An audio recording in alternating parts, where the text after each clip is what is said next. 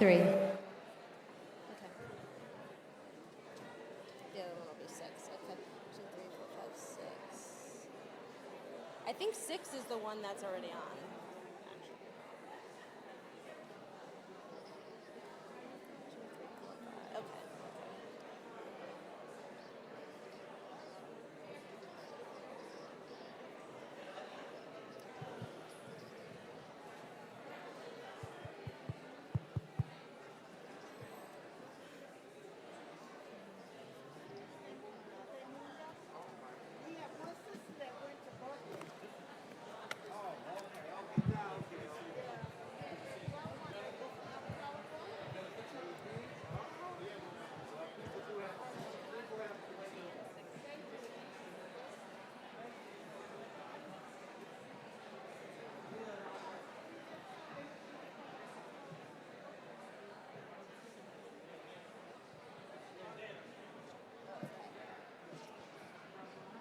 All right, let me get the other.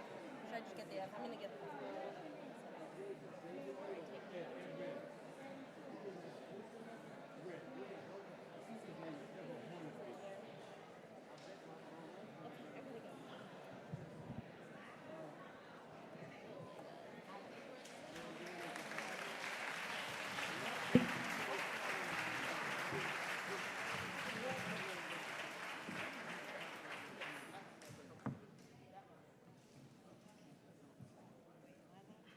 I just tucked mine over here, but you could probably put it on the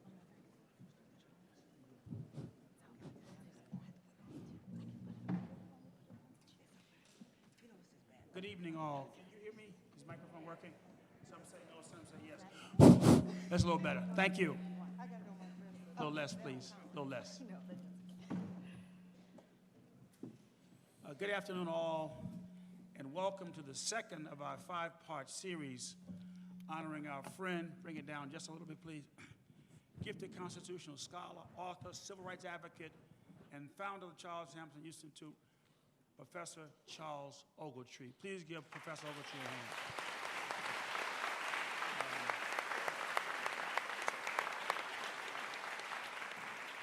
We named this series informally last year, informally this year, so Tree will never be forgotten. He's in Maryland now. He left the vineyard a few years ago. As you know, he's suffering from dementia, but he's still strong, and his wife Pam sends her regards. My name is Richard Taylor, and I've had the privilege of several years to help organize these forums on behalf of our institute. Today, we have an extraordinary panel that includes Wellesley's College Dr. Kellie Carter-Jackson, Professor Khalil Gibran Muhammad from the Kennedy School at Harvard, and of course, the creator of the 1619 Project, Nikole Hannah-Jones. Let's give them all a hand.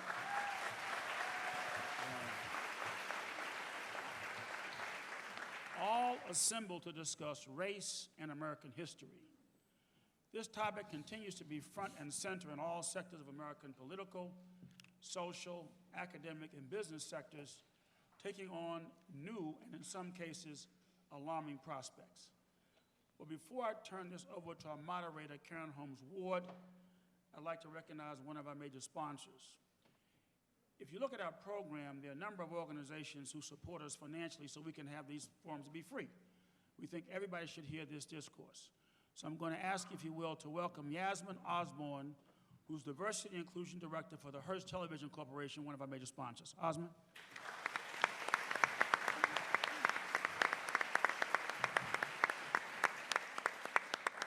Good evening, friends. My name is Yasmin Osborne, and I bring you greetings on behalf of Hearst Television. We are a subsidiary of the Hearst Corporation, which is headquartered at the Hearst Tower in New York City, and we own and operate 33 television and radio stations across the country. As a part of our diversity, equity, and inclusion strategy, which is anchored around 3 pillars of people, products, and partners, we are proud to support the Charles Ogletree Public Forum Series this summer, and we hope to continue to execute this partnership many years to come. So I hope everyone heard that, who needs to make those decisions. We hope to continue to sponsor this series for many years to come. I would just like to take a brief moment to recognize some of my colleagues that are here tonight, so if you'd please stand up, you're welcome. Stan Harriet, Vice President of Finance.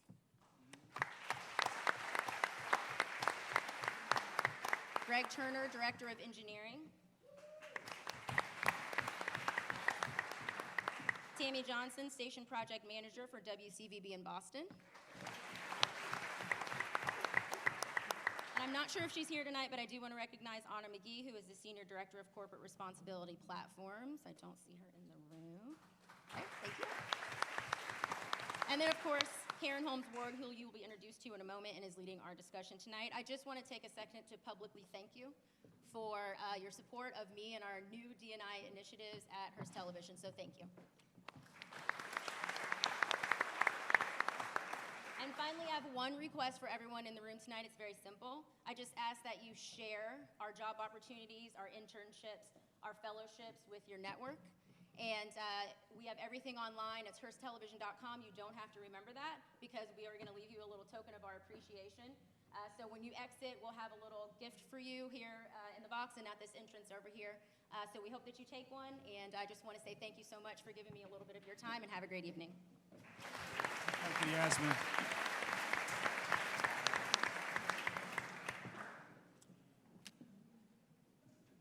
Race is always under the surface in America, but most recently, especially since the death of George Floyd and the election of the 45th president, it has bubbled above the surface. Police misconduct, prison to pipeline cultures, health disparities, wealth disparities, public schools that are not preparing black and brown students, and more are all on the table. I'm going to turn it over to Karen Holmes-Ward, who really deserves all the credit. I'm the prop. She does all the good work, all the organizing. Please give her a hand as she conducts this forum today. Thank you. Thank you very much, Richard. For those of you that I have not had a chance to meet, my name is Karen Holmes-Ward. I'm the Director of Public Affairs at WCVB TV in Boston. That is the Hearst television station in Boston. And I also host a program on Sunday at noon on WCVB, which you can get and watch while you're here on Martha's Vineyard. It's called City Line. In fact, we've been honored to have all three of these wonderful historians on the panel on my program. I want to tell you a little bit more about these people that you're going to be interacting with this afternoon.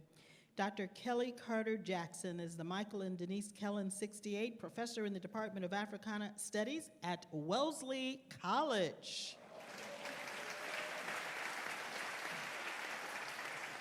Carter-Jackson's research focuses on slavery and the abolitionists, violence as a political discourse, historical film, and black women's history. Her new book, Force and Freedom, Black Abolitionists and the Politics of Violence, examines the conditions that led some black abolitionists to believe slavery might only be abolished by violent force. The book has won the James H. Broussard Best First Book Prize. Force and Freedom was also the finalist for the Frederick Douglass Book Prize, a finalist for the Stone Book Prize, and listed among 13 books to read on African American history by the Washington Post. Carter-Jackson is also co-editor of Reconsidering Roots, Race, Politics, and Memory, with a foreword written by Henry Louis Gates Jr. Reconsidering Roots is the first scholarly collection of essays devoted entirely to understanding the remarkable tenacity of Alex Haley's visual, cultural, and political influence on American history. Carter-Jackson is also an historian in residence for the Museum of African American History in Boston. Hi, Kellie. Hi.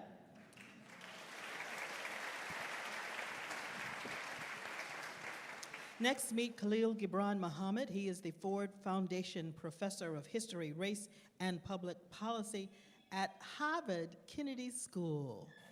Yes, let's hear it for Mr. He directs the Institutional Anti-Racism and Accountability Project and is the former director of the Schomburg Center for Research in Black Culture, a division of the New York Public Library, and the world's leading library and archive of global black history. Khalil's scholarship examines the broad intersections of racism, economic inequality, criminal justice, and democracy in U.S. history. He's co-editor of Constructing the Carceral State, a special issue of the Journal of American History, and contributor to a National Research Council study, The Growth of Incarceration in the United States, Exploring Causes and Consequences, as well as the award-winning author of The Condemnation of Blackness, Race, Crime, and the Making of Modern Urban America.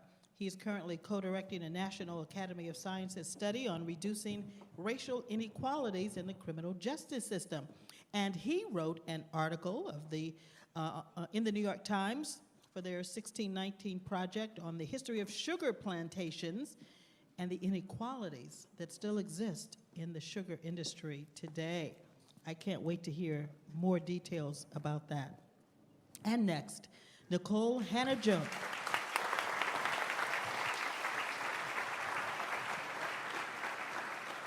And next, Nikole Hannah-Jones is the Pulitzer Prize-winning reporter covering racial injustice for the New York Times Magazine and creator of the landmark 1619 Project.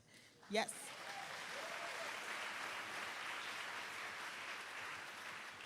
As you know, the New York Times 1619 Project commemorates the 400th anniversary of the beginning of slavery in what would become the United States by examining slavery's modern legacy and reframing the way we understand this history and the contributions of Black Americans to the nation. Nikole's lead essay, Our Democracy's Founding Ideals Were False When They Were Written, Black Americans Have Fought to Make Them True, that was awarded the 2020 Pulitzer Prize.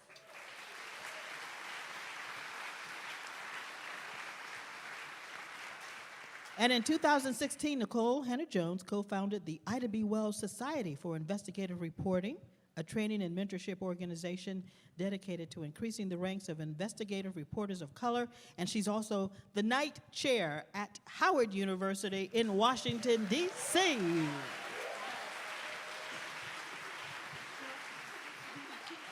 Before we get started, I would like to ask my friends up in the audio booth if you have, some more microphones. What do you know? Great. Thank you, thank you. So Nikole, I want to start with you. Now, we all know and appreciate, if you will, if I can use that word, the turn of events that brought you to Howard University. We all remember the uproar that ensued when your alma mater, UNC, did not grant you the tenure that you deserved. Well, everyone should know that just a few weeks ago, Nikole and her legal team reached a settlement that was not just about money. Tell us how you exacted justice from UNC.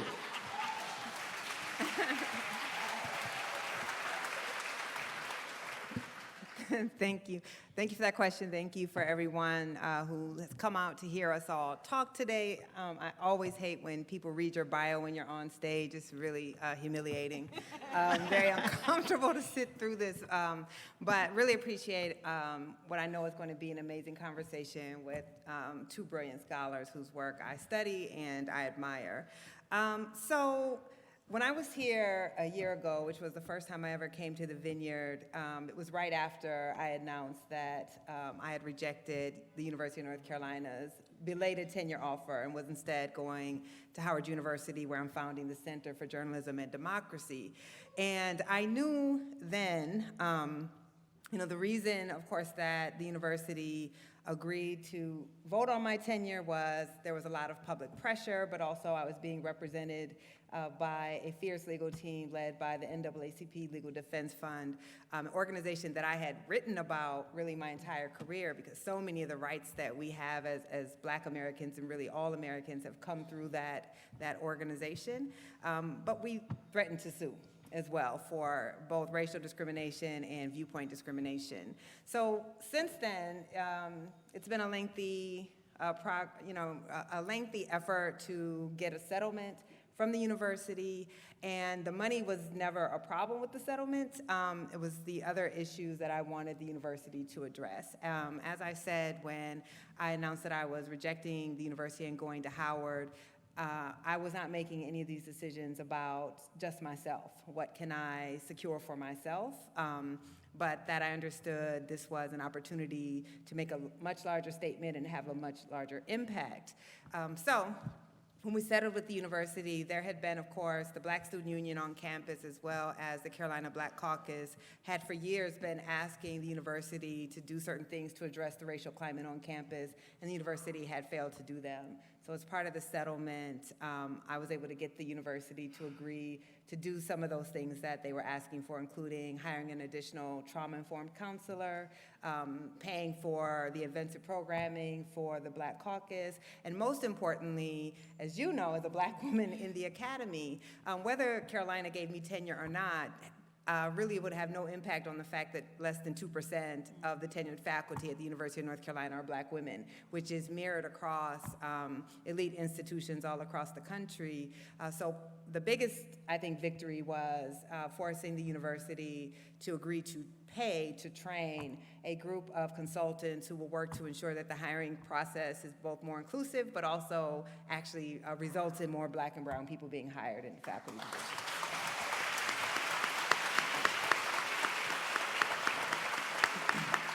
So they paid, and they're going to pay some more. Right. I mean, the dollar amount is actually quite small. That's not what's going to have the larger impact. The dividends will be paid on the work that they're going to have to do to address all the issues they had before they decided to deny me tenure. Excellent, excellent, excellent. Thank you very much, Nikole. So Khalil, you know, I made reference to your New York Times article for the 1619 project about the sugar industry. You call sugar the white gold that fueled slavery. Tell us, explain that history. It's a very complex and disturbing history. Sure, thanks, Karen. So most of us know that Europeans, it's not on, can you hear me? It's on. Most of us know that Europeans came to the Western, nope, people can't hear in the back. Here, let's try. Nicole's mic works.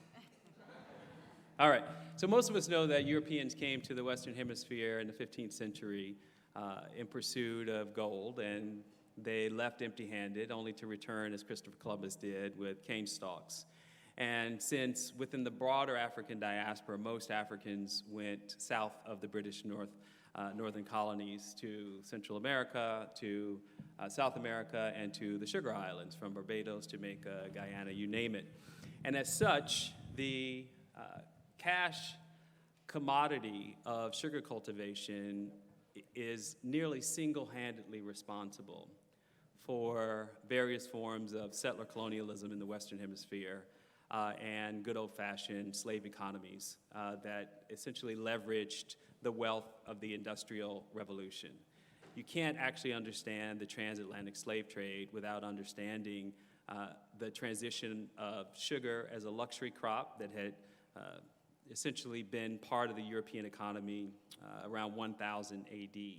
And the fact of abundant land, eventually abundant labor, and equatorial conditions which made it prosper.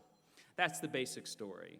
But more particularly, the story that's missing, I think, for how Nikole and the editors of the 1619 Project thought about this was to think about the everydayness of this commodity that impacts all of our lives, and the extent to which something seemingly so sweet and innocent literally is the blood on the vine of how slavery itself came to be essentially the essential ingredient, as some would say controversially, I will wholeheartedly subscribe to, capitalism. If it were not for the wealth created from the transition of mercantilism, that is state-run economies in Europe, to global free trade, which is the transition from mercantilism to capitalism, by way of slavery. And so sugar, more than any other crop, helped to make that possible.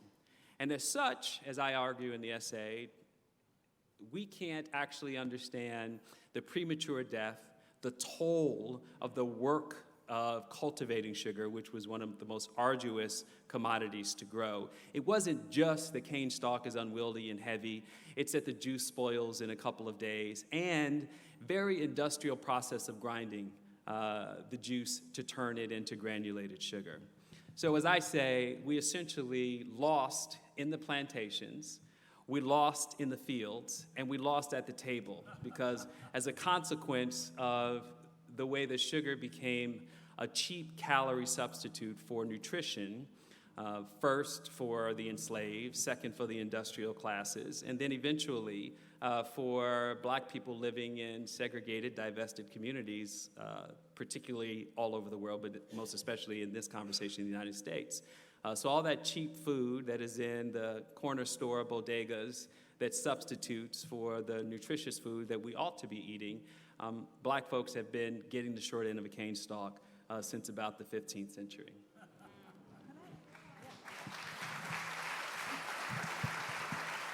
I just want to quickly kind of frame up Khalil's answer. If you have never heard of the 1619 Project or you haven't read the 1619 Project, how the project is oriented is it is showing the modern legacy of American slavery. So it takes all of these aspects of American life that we're taught actually have little to nothing to do with the legacy of slavery, and then traces the roots of that back to slavery. So you would take something like the American diet, or why Black people have the highest rates of diabetes, why the food in our neighborhoods has the most calories but the least caloric value.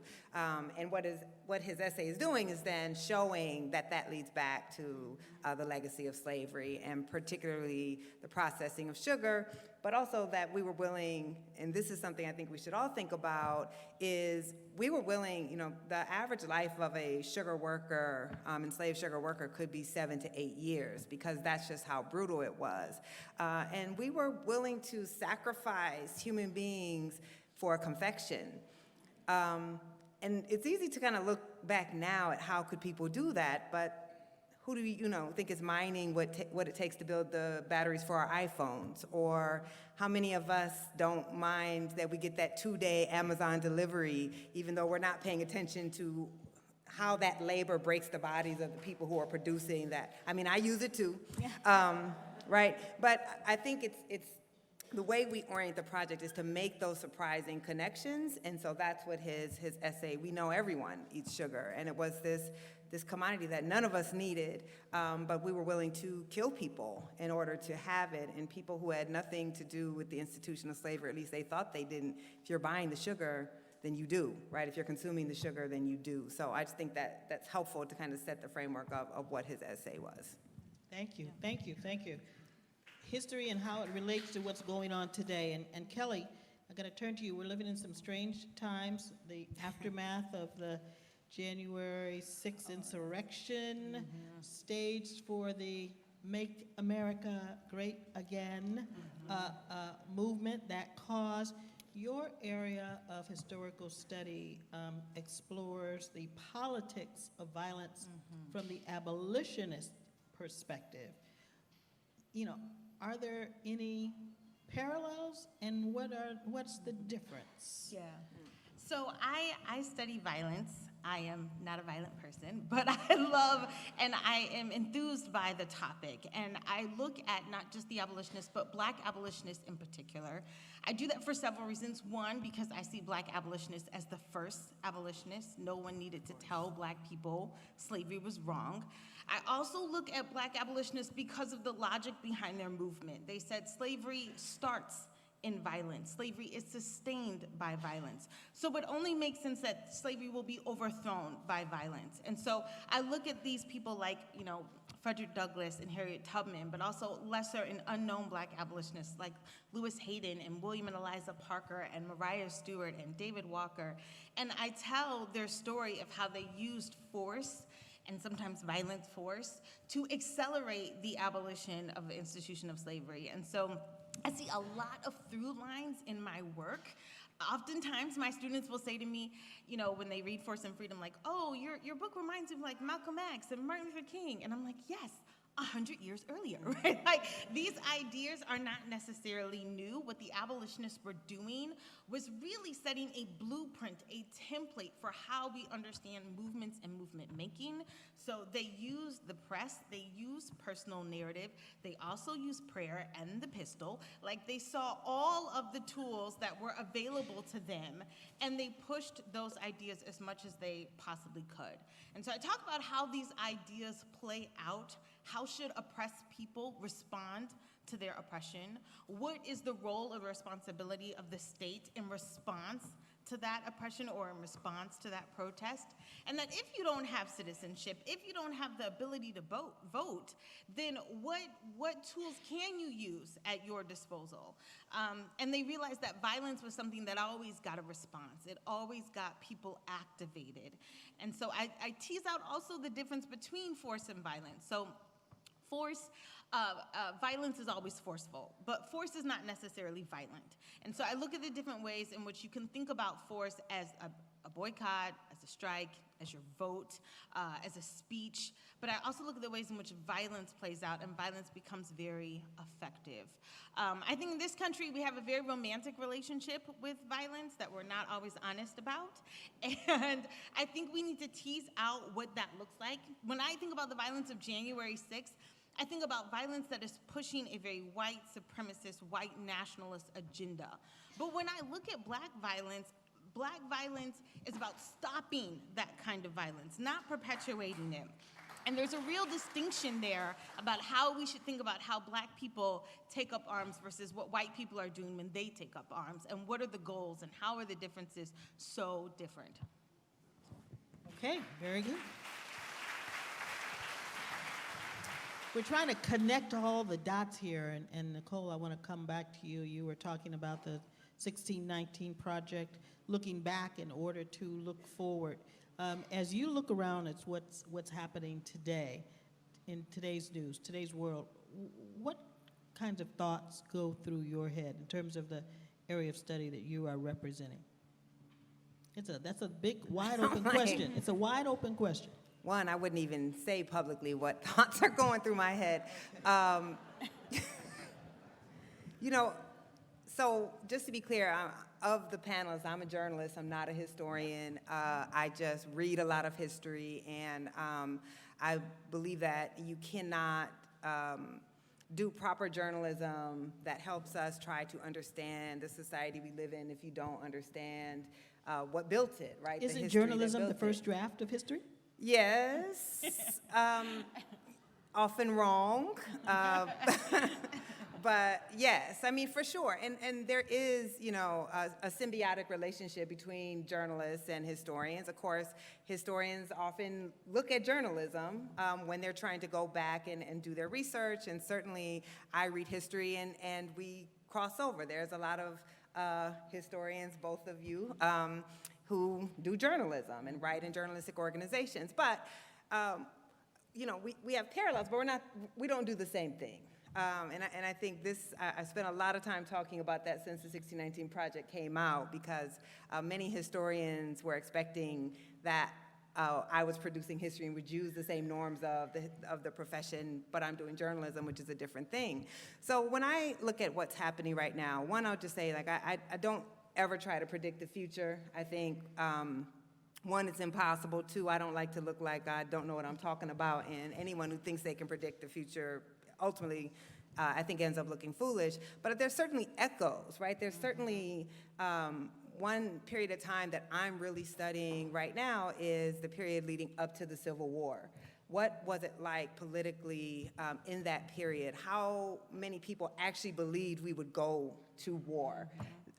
What was the polarization looking like? And I think there are a lot of very frightening echoes to that period. We are in a period of kind of blatant anti-democracy, which is certainly what existed at the time of the Civil War, of not just a kind of standard polarization, but the belief that your political opponents are not legitimate, right? Like, there's a difference between saying, I don't like Republicans or I don't like Democrats, and saying Democrats cannot legitimately rule the country. So if they're going to win elections, we have to ensure that they actually cannot, take power. So I think we're in a period where our democracy, which is very young, I think that's also important for us to point out. We like to say all the time that we're the oldest continuing democracy in the world, but until 1965, we were an ethnocracy. We were a democracy for white people. We were not a true democracy, and we can't argue otherwise. And so this type of polarization that we're seeing, of course, begins when people who are not ever supposed to decide elections, who are not supposed to exercise citizenship, begin to have the power to determine who gets in office. And that is where you get a political party that actually never really probably believed in democracy. They believe that white people are the legitimate rulers of this country. And so if they can't have that, they don't want democracy. And so I'm very worried then about what that means, because we know who will suffer the most. We know who's suffering now. We know who will suffer the most if the little bit of democracy that we've managed to have doesn't hold. And I think the type of polarization, the efforts to subvert the will of the people, the effort to, I'll wrap this up because there's, a lot of other conversation to be had, but what the conservative party, and it's not really useful to me to say Republicans or Democrat because they switch over time, but it's the conservative ideology, they are thriving in chaos, right? The chaos makes it impossible for us to actually sustain a fight against what they're doing. And when you see that type of chaos, we also become kind of normalized to it. So, they have a case that's going before the Supreme Court that says state Supreme Courts can't overturn efforts to subvert elections, right? They can't overturn gerrymandering maps. They would take that power away. They're trying to take over a local election board so that if they don't want the people vote for one candidate, they don't have to go with that candidate. They can overturn that. There are lots of things that are happening that are completely anti-democratic that we have seen around the period of the Civil War and clearly the overthrow of Reconstruction.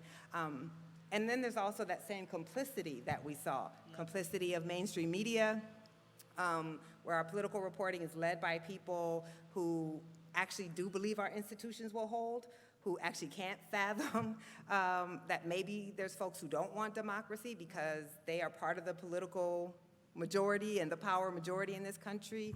And then, of course, by a lot of politicians who also are aiding, abetting what's happening in our society. And then you have people from the margins, like many of the people in this room, who are trying to sound the alarm and tried to sound the alarm back then, but are called hysterical. So we're going to have to make a decision about what country we're going to allow to be, but I'm very worried about, I don't know if we're going towards civil war or not, but this level of polarization is leading to a loss of democracy. Very concerning. I'm fearful every day. Can I just Yes, please. think I'm hot? No? All right. You are hot, but your mic's not hot. So I think that, this is obvious in ways that I just want to extend some things Nikole just shared. So in addition to everything else that is very proximate to the functioning of our democracy, who gets to vote, how do they get to vote, who are we voting for, what are the terms of the transaction, of course the Roe versus Wade repeal, it just has to be said, suggests to us that the near-term future of the judiciary and the power of the judiciary to reverse civil rights and civil liberties through the 14th Amendment and the privacy rights of individuals augurs a future that could potentially be darker for everyone than has thus been the case. And it's interesting to think about because if we take Nikole's argument at face value, which I would agree with, that we didn't have a real democracy until 1965.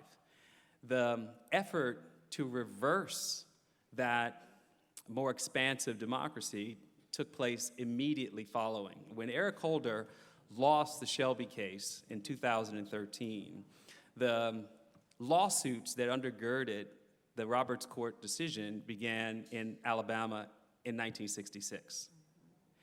So why is this important for us to think about at this moment? It's because we're not moving towards something that is quote unquote more perfect, as for many people in this audience was the sort of mantra of your coming of age experience. Here we have the wonderful journalist and civil rights leader Charlene Hunter Gault, who desegregates the University of Georgia in 1959. And so many of us in this lifetime could imagine that by breaking those barriers down and then stepping into places of leadership in one field of human endeavor or another, that in and of itself was making progress, that was part of a moment, a generational moment of possibility. And of course, Obama's election in 2009 was the apotheosis of this idea, that in every epoch, Black people have made a push forward and therefore have expanded the boundaries of democracy, or as Nikole writes, have been the perfecters of the democracy. But now we're facing a cliff. And it's not clear what's on the bottom of that cliff. What is the abyss? Where does it end? Because while there could be a civil war, which fundamentally was kind of easy, right, to imagine, you abolish slavery. Right? It's a scourge in the sense that it is anathema to everything that the nation founded its principles on. And to give credit to the founders north in New England and elsewhere, had already accepted the path to abolition. I mean, we talk about abolition of slavery, but essentially half the colonies had already abolished slavery in the founding period. They didn't abolish white supremacy, just to be clear. Those are not one and the same. So I think what worries me is that the legislative machinery of this nation is moving in two opposite directions. The states are empowering themselves with greater efficiency to create, as Margaret Atwood has imagined, Gideon on Earth, which is to say, right, which is to say, a world where there are no rights that people have inherited in their humanity, and most especially those groups of people who have been defined as inferior or not worthy of their full citizenship or humanity. And on the other hand, a judiciary that has become an illiberal mechanism to express the power of a minority population over and above the fact of an electoral system that would allow us to decide for ourselves. The truth is that by everything that we know, the majority of Americans, be they white, Asian, Latino, indigenous, or of African descent, are moving in the opposite direction of what the states are doing, as well as what the judiciary is doing. And so this is a power contest that won't be solved by polite conversation. This is going to be solved. My wife and I have this conversation all the time. In Florida, it seems to me, should be in the news every day for people occupying the state house in Tallahassee and elsewhere, because it really is ground zero for the future of this country. If Florida can continue to get away at the state level with what it is doing, and we're all standing by watching this, then we are seeing our future play out before our very eyes. So the Civil War, quote unquote, officially ended when Lee surrendered to Grant, and after Appomattox, that's when the war was officially supposed to be over. But are they still, you know who I'm talking about, is a war still being fought? And are we losing? We're losing in many ways, even though there's not a pitched battle on the battlefield. Oh, absolutely. I mean, the North won the political war, the physical war, but they lost the ideological war. When you think about the narrative that gets perpetuated after the Civil War ends, this lost cause ideology where you start to get monuments of Lee popping up all over the place, they controlled the narrative. And in controlling the narrative, something that we think might be rather superficial, a statue, a flag, a sign, becomes ultimately very, very powerful in getting people to think about these ideas, and these ideas that then translate into policy and translate into power and perpetuate, white supremacy over and over and over again. When I look at someone who, as I study the Civil War, I study the abolitionists, I'm probably the only person on here that's a little encouraged. And maybe I'm encouraged only because I think we underestimate a couple of things. One, just how horrific things were right before the brink of the Civil War. I'm not convinced that we are there yet, although things are not great. But I'm also encouraged and empowered by what a small group of people were able to accomplish.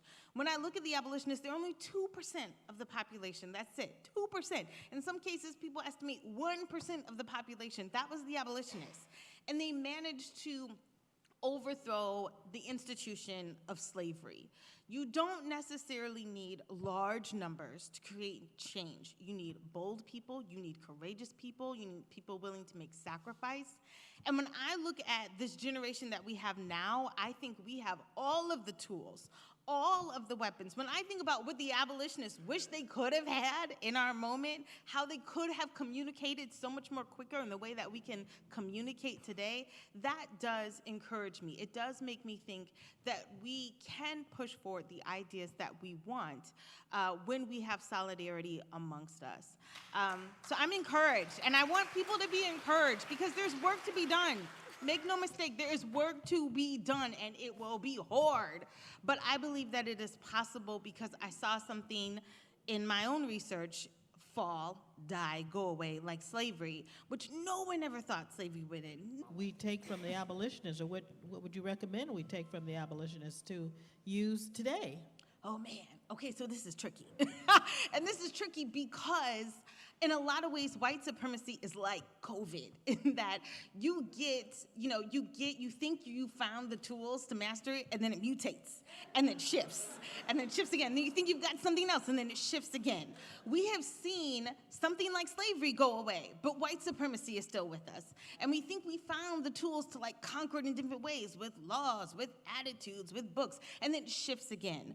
The way that people think about dismantling racism is going to require, I think, a new way of imagining, a new way of creating a kind of world that we all want to live in, that we can all invest in and buy into. That's really hard to do now, and I look at the abolitionists and I'm like, hey, they took up guns and they were successful. You can't do that today, not if you want to live long. And so I think we have to get very creative about what is effective and what will work, and discard the things that don't work, discard the things that are not useful. I don't know all of the answers. I think I would be lying to you if I said today, I have a 3-point plan for solving racism. There's no 3-point plan for solving racism. But I do think that we can continue to reimagine the world that we want to live in and think about tools that will be useful and constantly keep combating this mutating virus that is white supremacy. So could I? Yes, please. I'm not hopeful. And that's okay. And that's okay. And that's okay. Khalil already knew I was going to have to say something. So one, and with much respect, and we have to have hopeful people, because if you don't have hopeful people, we couldn't see the end of slavery, the end of racial apartheid, the end, hopefully, of the white supremacist empire that we live in now. But we have to, be honest. At the time of the Civil War, every other country or colony in the Americas had abolished slavery except for Brazil and Cuba. We were the last. Only one required a war to do so, and that was Haiti, right? And we lost 700,000 lives. It's the deadliest war in American history to end slavery. And most of the people in the North were not fighting to end slavery, right? So they were not the fact that abolitionists forced us into the war. It was for, the South being afraid that Lincoln was going to turn into an abolitionist that forces us into the war. So I think we have to, yes, 1% can make a difference, but a lot of people died. Yes. A lot of people suffered, and there was untold toll to get us to the point of ending slavery, which of course very quickly after 12 years morphs into convict leasing, morphs into sharecropping, morphs into racial apartheid that we have living victims of in this room right now. Absolutely. And to be fair, I'm not naive to that. I don't believe that change is gonna happen with unicorns and lollipops and hugs and harmony. I don't believe that that is the solution. But at the same time, I also think that we have pushed and pushed and pushed and pushed for things and gotten change incrementally with activism, with sacrifice, with lives lost, to be frank about that. And so, did I say it would cost us nothing? Absolutely not. It may cost us our very lives. But do I think that it is still possible? I do, and I have to have hope. You know, I think about my children, I think about my future grandchildren, and I cannot simply resign myself to think that all is lost, or that I cannot make even an incremental change within my local community. I think those things are possible. And if we operate out of a sense of deficit or of a sense of deficiency, then no, we won't overcome those things. You need a healthy level of hope and optimism, not delusion, not naivete, but you do have to believe that something is possible. Otherwise, what are we doing it for?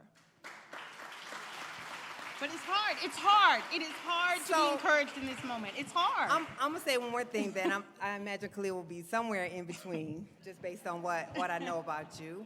So, one thing that's helpful to me, and that I argue in the 1619 Project in my opening essay, which is we tend to think of kind of the spiritual heart of America as the abolitionist North, right, of Philadelphia or the Boston Tea Party. Like, this is what we believe leads us to become a country.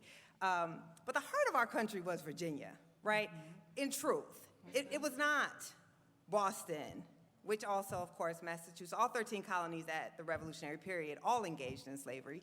But it was Virginia, right? The man who writes the Declaration was a slave-holding Virginian. The father of the Constitution was a slave-holding Virginian. Bill of Rights, slave-holding Virginian. Patrick Henry, give me liberty or give me death, slaveholder from Virginia. First president, slaveholder from Virginia. 10 of our first 12 presidents, slaveholders, most of them from Virginia, all of them from the South, right? Majority of our Supreme Court, slaveholders. Majority of the people who are on the main committees in Congress, slaveholders. That is who we are as a country. So after the Civil War, when we say the North won the war, but the South won the narrative, the South won the narrative because that was the American narrative, right? The South was willing, white Americans have always been willing to throw black rights under the bus, to dismiss black rights, to move on from black rights in order to have unity amongst white Americans. And that's what we're facing in this country right now. So it's not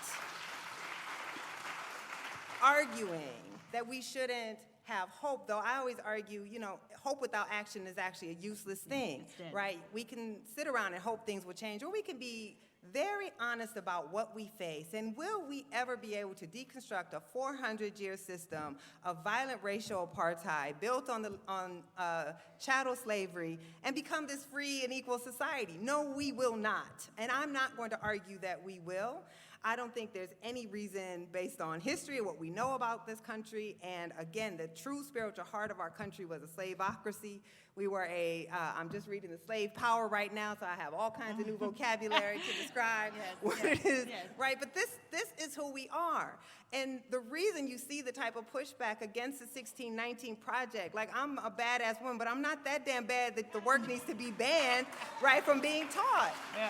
But the pushback is because as long as we can believe that we are a fundamentally good nation, I know you're not arguing that, right? No. But that we, you know, our true identity is this freedom-loving people in the North, then we can actually deny our true selves. And we can obscure the way that no matter what 13% of us in the population and our white allies do, this was not to be a country, black people were not to be citizens in this country, black people were not to be able to exercise democracy. Even Abraham Lincoln said, you were here to be laborers, and once you're free, you need to get the hell up out of here because you're incompatible with democracy.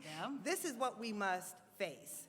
And so, yes, I'm not hopeful. Now, I also believe we have an obligation that even Absolutely. if I don't believe I will ever see the world that I believe we deserve, just like our ancestors, many of whom fought against slavery and of course never lived to see slavery end, many whom fought against racial apartheid and never saw those systems of racial apartheid end. So we are obligated to fight for a world that we won't see, but not to pretend that we don't have the world that we do. And Oh, what we're up absolutely. against is a society that will never allow us to have that. Absolutely. Khalil? I thought I'd put this in my mouth and maybe. That's still not getting me there. Should I try one more time? Hello, hello? No? Yeah, No, two? just Yeah. take the Just other use mic. my Just take the microphone. other mic. So, I know, it don't, it's, I don't bring know. it back on the table. It's all good. so I want to take us back to the summer of George Floyd because I think there's a kind of sliver of hope in that moment that we ought to lift up in this conversation. And it sits somewhere between where I agree mostly with what Nikole just said, which is that the narrative of American exceptionalism as the greatest nation on earth has wrought these 400 years. However moments you might want to zero in on, the 25 good year run between 1990 and 2015, however you want to narrow your point of view, the 403 years or so we've got has been undergirded by mostly a singular narrative about a place of a divine inspiration that God granted the natural rights and liberties of men of European descent to be rulers of the earth. And that narrative has been exported around the globe and has become a model for other nations, including nations of color that aspire to be like the United States. So we can't expect a different society any more than the one we've already seen out of the same. I think we've gotten all we're going to get out of that narrative, which is why Nikole's project, as well as others who've been doing this kind of work about literally uncovering the mythologies, the false narratives, the way that we do or don't teach history in our country, like the Southern Poverty Law Center's work on teaching tolerance, has been really the most threatening of any movement over the past decade, taking aside all the protest work of the abolitionist period, of the civil rights era. And this is where, for me as a historian, I'm trying to find a thread that is new in this moment. And what is new in this moment is that we've never forced the country to reckon with its own history. Yeah. I've been traveling around the world. I've been to Belfast, Rwanda. We're headed to South Africa. And with my research team, we are looking specifically at how countries in the late 20th century decided to come to terms with their histories as a mechanism for repair, for reparations, for literally creating democracies through a process of transitional justice. None of this has happened in the so-called oldest democracy in the world. And it's not an accident that it didn't happen, because it didn't believe in it.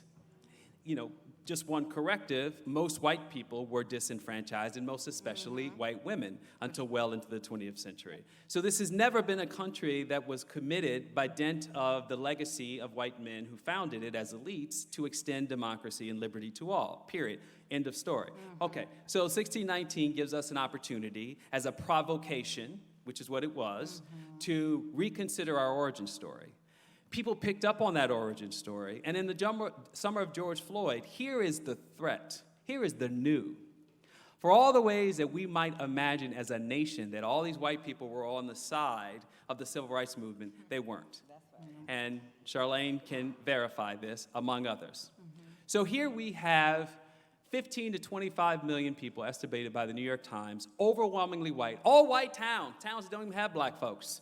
Quasi-sundown towns that literally you can't stay after dark in these towns, were engaging in street protests around racial justice.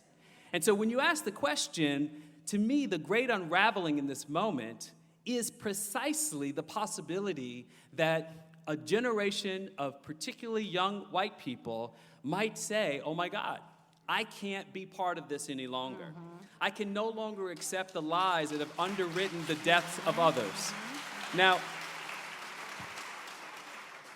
I'm looking at at my colleagues in Malcolm X grassroots movement, and I'm looking at the work that they're doing up in the balcony and the young work. I'm looking at my daughter, Jordan, who's here, who is organizing locally. Yeah. I'm not discounting the work that Black abolitionists do today and the necessary ingredients of their leadership to lead this work. But if we are to imagine and be hopeful about a future, white people are going to have to be doing this work at a scale that we have never seen before. Absolutely.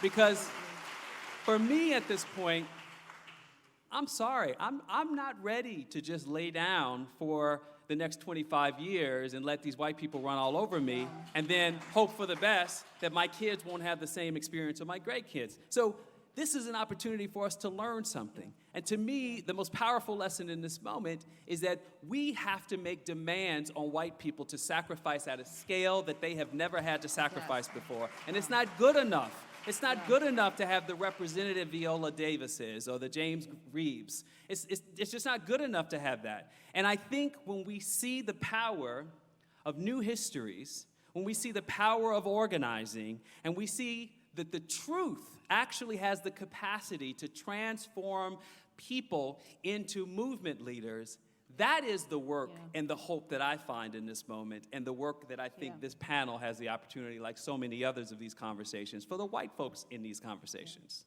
I think I think we're in agreement. I think we're in agreement. I think, you know, one of the reasons I study Black abolitionists and I study, freedom fighters and reformers is because that is where I get like my wellspring of like, whoa, they did this, whoa, they did that. So when you can have that narrative of someone like Eliza Parker, who picks up a corn cutter and threatens to chop off the head of a slave catcher or anyone who comes for her kin, you know these people were not playing games. They knew that their lives were on the line, their children's lives were on the line. When you read the story of someone like Margaret Garner, who says, I would rather kill all of my children, and she attempted to do so, than to send them to the institution of slavery, to send them back to slavery. I study people that made hard, difficult choices, that sacrificed and lost sometimes everything. And so while it's easy to, if you study the presidency for sure, or if you study white people in power, to look at this and say, oh my gosh, this is not possible. Look at this, look at this.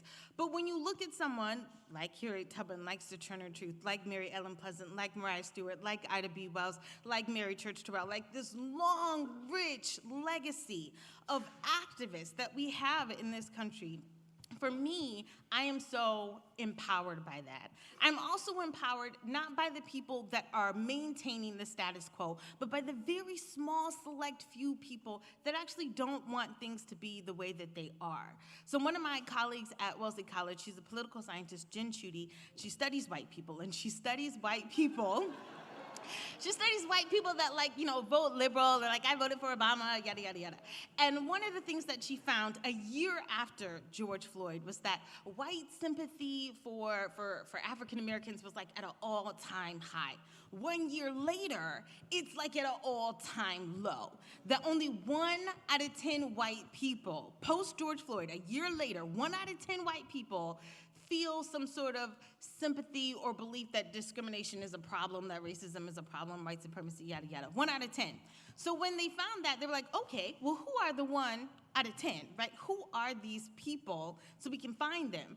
They found that there were no clear themes or narratives. Some of them were college educated, some of them were high school dropouts. Some of them lived in cities, some of them lived in rural places. Some of them went to church, some of them had no religious affiliation whatsoever. What says to me that if you cannot find a theme of like, these are all city voters, or these are all Whole Foods shoppers, or these are all, people that voted Democrat or whatever it is, if you cannot compute what it is that gets someone to become activated, to see that this is a problem and want to work for change, that means we have to gear our efforts towards every single person, because everyone has the potential and the possibility to be that person, to make those changes, to do those things. I'm encouraged by that. Maybe that's why I study, because it makes me feel, empowered.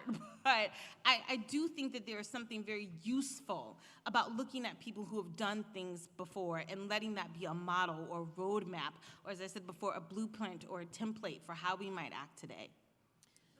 All right, let me throw out 3 words that have been demonized by the conservatives. Critical race theory.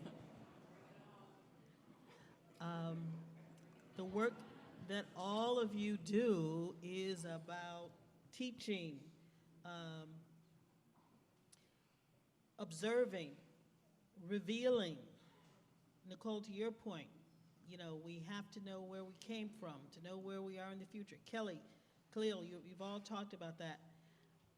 How do we fight this movement to suppress information about us, about our community, and about our history?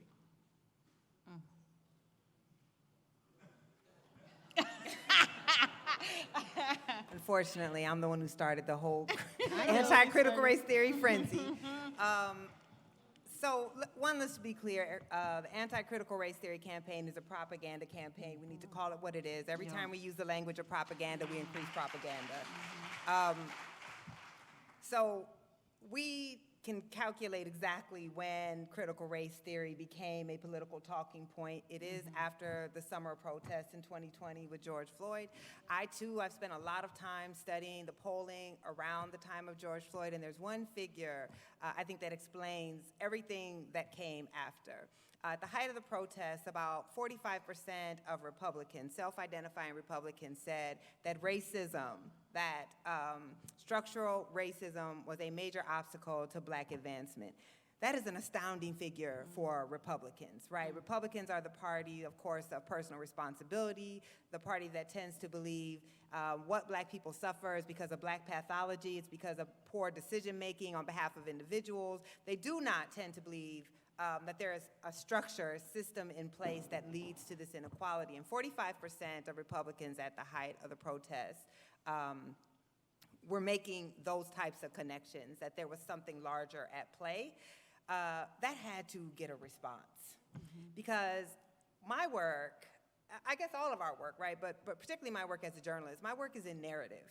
My work is in understanding that if you can frame how people see and conceive of their world, the narrative drives policy. And if you are a person who believes that Black people are responsible for our own condition, and that if we simply took advantage of a free and equal country, we could have anything that anyone else has, and the reason we don't is because we just don't want better, then you pass policies to that vein.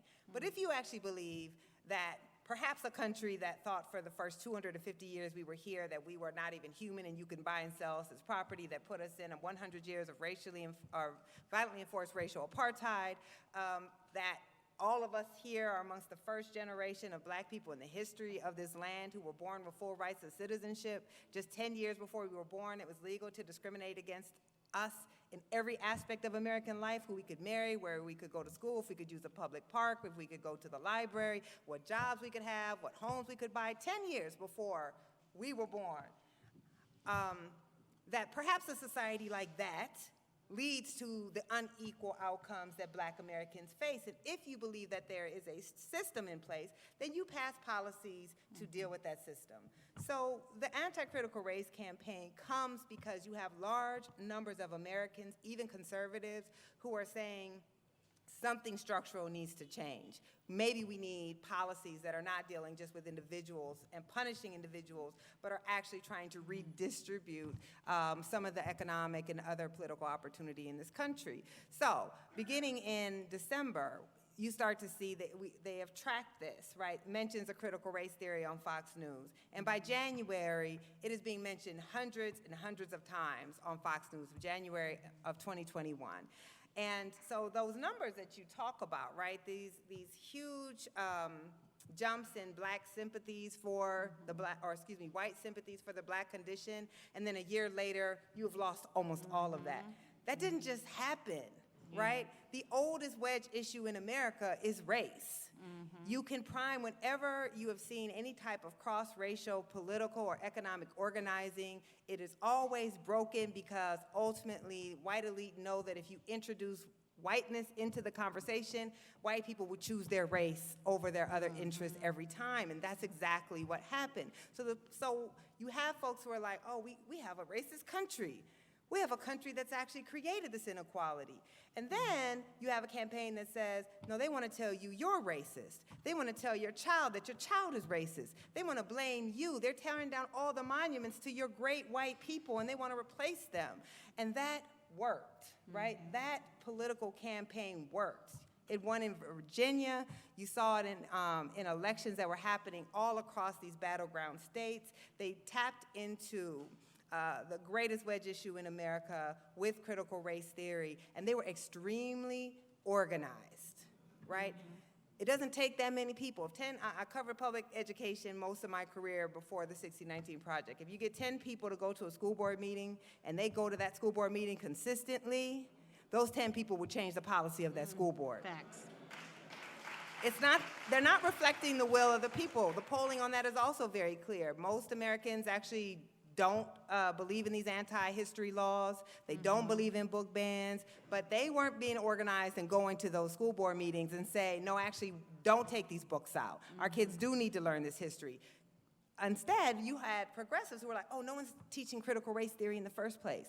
That's a stupid position, right? That's a position of weakness. To me, I was like, if people were teaching critical race theory, I would have been mad impressed, right? Like if teachers who couldn't even teach a lesson on slavery without trying to do a mock slave auction were suddenly sophisticated enough to say, we're gonna teach you a theory, a legal theory about how structural inequality works in the law, I would have been extremely impressed that that was occurring. It wasn't occurring, but also we should have said, so what if it is? Our children deserve to have a sophisticated analysis of the racial hierarchies in our society. Our children deserve to be introduced to texts, maybe that they don't agree with, but who goes to school to get an education where you're only indoctrinated in the beliefs that you already have? So we just didn't.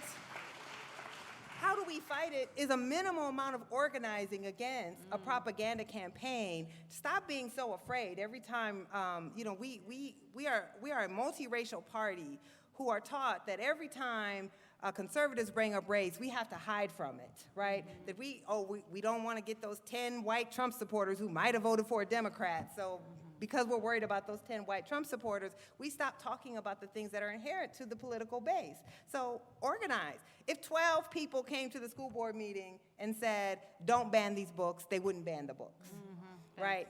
But that's not what we were doing. So these campaigns were organized. All instead we ran away from it. We were afraid to talk about critical race theory. We kept talking about what we're not teaching. And now we have allowed the party that's literally banning books to make the other party look like they are the intolerant party. And they are banning books. They are passing laws to legislate against what can be taught. Educators are losing their jobs. They have worksheets asking you to turn in your teacher if your teacher is teaching these certain terms. And we have all kind of sat by silently, and now we wonder why there's a teacher shortage in the United States. How do we reverse it?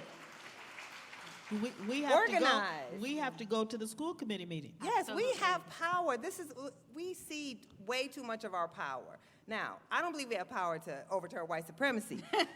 We certainly have power to go to a school board and say, you will not remove books in my name. You will not pass laws to marginalize trans kids and gay kids. We can do that. And we haven't. We've sat by too quietly because we're afraid if we talk about race, it will be used against, again, that tiny sliver of non-existent conservative white people who would vote for Democrats only if they stop talking about race.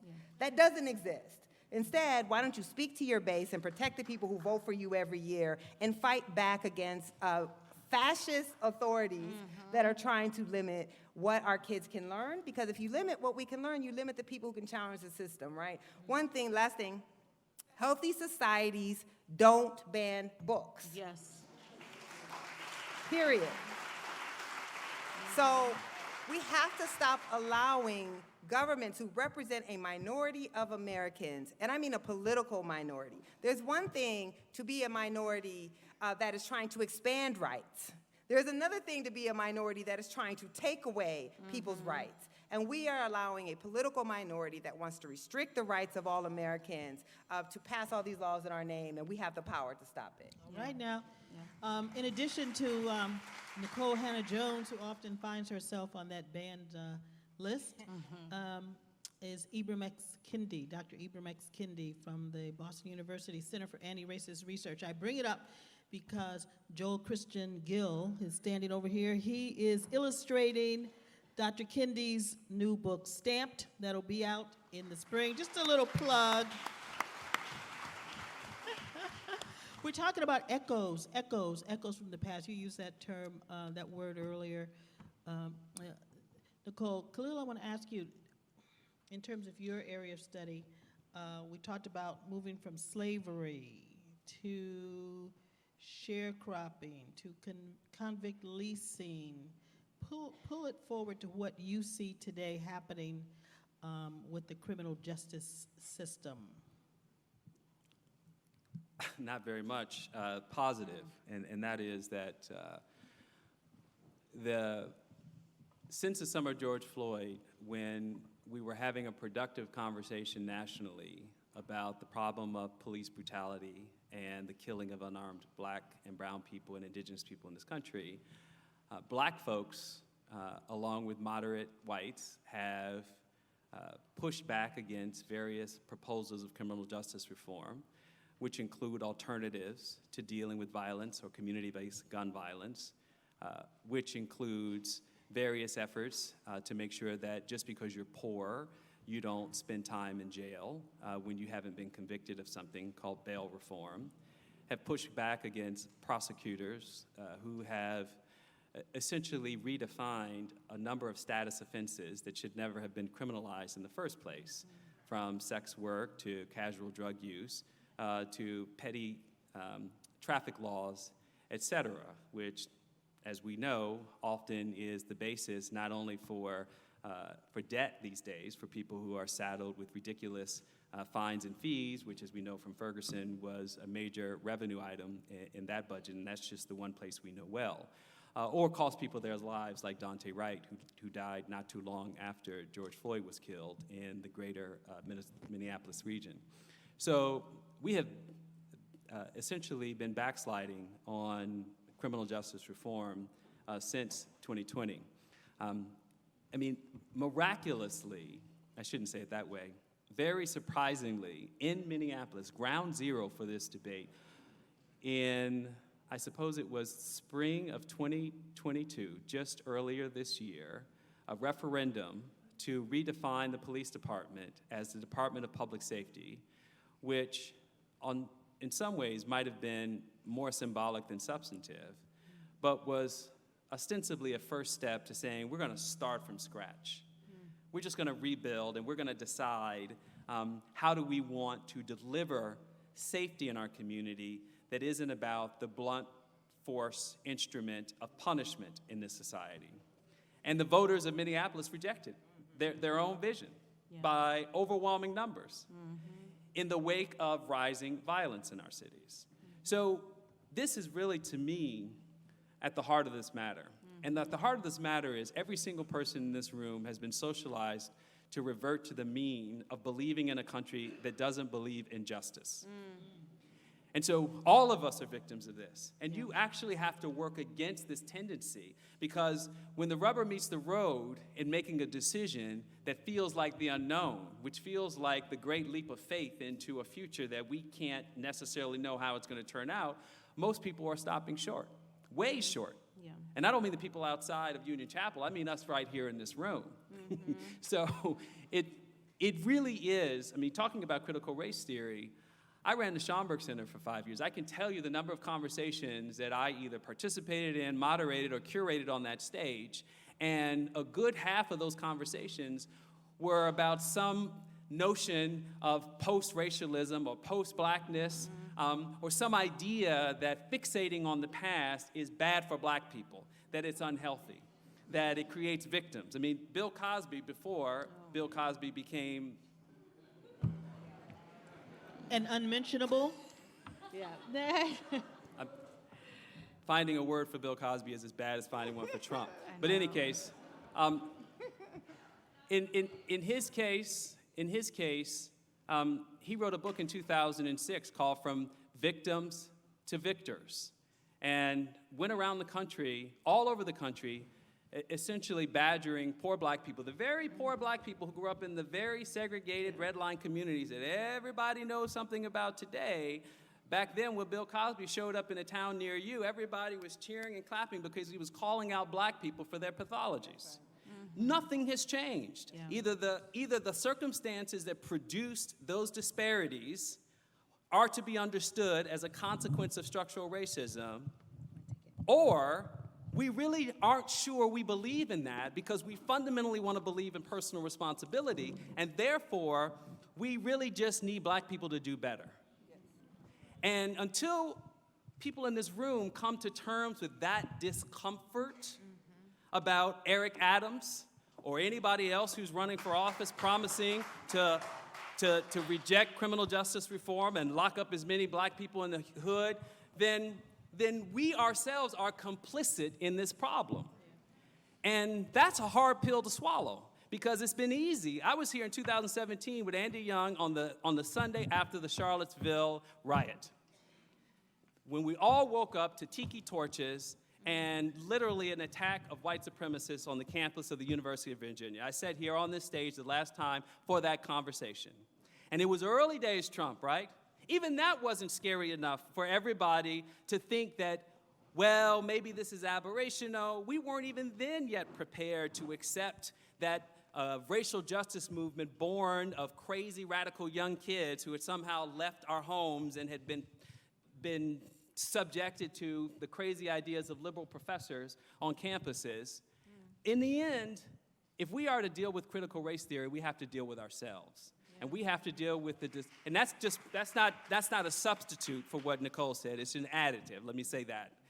We have to come to terms with our own discomfort in accepting that the deck has been stacked. It has always been stacked. And the degree to which we in this room have succeeded, we have succeeded in spite of. You know what Clarence Thomas's vision of black advancement is? Clarence Thomas's vision of black advancement is racism is good for black people because it makes you stronger. And it's the truth. And it is that narrative that got us from Booker T. Washington to the great Obama years, where essentially you growing up in the hood in Chicago, but you just need to study harder. Parents need to be better parents. And it's always been all of the above. Don't get me wrong. I'm a parent of children too. But we in this room have to take responsibility for our own unwillingness to accept a vision of the future that is not just subscribing to another vision of the American dream. Yeah. All right, we want to take some questions. Your hands up first. Tell us your name and where you're from, sir. Sure. Daryl Settles from Boston, Mass. Thank you all for what you said today. And it always goes back to organizing. And I just want to know what your thoughts are of how we can organize our leaders to organize the rest of us to focus on this, because that is the overwhelming issue. So I will, can y'all hear me? So I often tell my students that they don't necessarily have to recreate the wheel, that there are a lot of people that are doing amazing work almost right in their community that they are unaware of. So as much as I possibly can within the community that I live in and somewhat a little bit further, I try to point them to those institutions that are doing that work. Oftentimes, it doesn't necessarily require leadership. It requires followers. It requires people to come together to be willing to do that work. And so there are a lot of what you might call mom and pop organizations that are doing this on the ground stuff for the school boards, with prisons, when it comes to getting people vaccinated with COVID, when it comes to like voting registration, when it comes to doing a lot of these things on the ground. Those small organizations really need fortification. They really need funds. They really need support. That's not to say that big organizations don't matter, but oftentimes those resources don't get down to the people on the bottom that are doing that work. And so supporting them, shedding light on them, giving them as much of a voice and a platform as you possibly can, I think is of the utmost importance. Okay. I'm Dorothy Scott. I'm in Northern Virginia. And recently in Loudoun County, they have closed the doors to the school board, so people cannot come in. How do we bring people together when we can't even go into the school boards to talk about the things you're mentioning? I mean, that's the answer, because that's illegal, right? So there are public records laws in every state. That is a public body. It has to open its deliberations up to the public. Now in that county, of course, which has a very torrid history of racism, particularly racial segregation in schools and every aspect, of course, of life, these are old school tactics, right? So yeah, I mean, I'm a journalist, so I just get to write about the problems. I don't actually have to solve them. That's for other people. But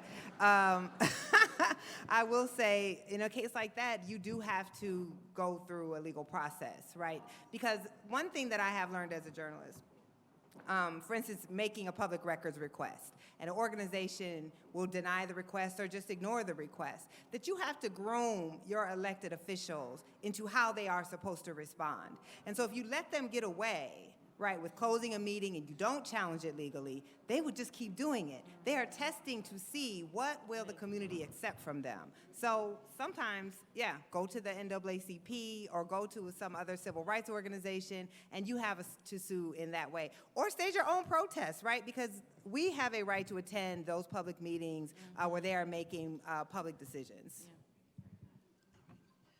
We have a question right here. Hi, my name is Brother D. Piku. I'm from California. And I just need to know, with black freedom fighters like myself, we've been through the gamut of the different ideas and what we need to do and what we shouldn't do. But I think we're black to a limit, because we go all to cultural events, we go to forums, and then we come home and we're not active, as you said. We should participate constantly. I remember the Million Man March, and there hasn't been any changes in our community. And we had 2 million brothers at that location. So I'm just asking you guys, bring out all of these ideas so we can start working on them. How do we sustain it? How do we sustain it? How do we sustain it? Here's the thing. I think, if I can't tell you the number of organizations that are doing the very work that you're talking about that are not on television. I've already lifted up folks who are in this room who are doing that work every day. You would be amazed in your own community how many people labor in the vineyard of struggle without any recognition and don't seek recognition. They do need resources. Yes, absolutely. So it's actually often inaccurate to suggest that the work isn't happening. It's just those of us who don't know that it's happening aren't proximate to it happening. And that's more on us than those who are actually doing the work. So everyone can leave here right now and start with the most local of organizations that are in your community that are always looking for canvassers, are always looking for people to be part of community gatherings, to increase knowledge and awareness about the issues that are on the table. And my wife, Stephanie, and I, we have been very active with our children and in our own community. And I can tell you, it's like 18 people who show up at the same things in our community. And I get frustrated with my own daughter, who's been making great sacrifices in our own community, because she has the heart and the willingness to accept that 3 people showed up and she put in 30 hours of work to do it. So it's not that the work isn't happening. We have to support the work. That's it.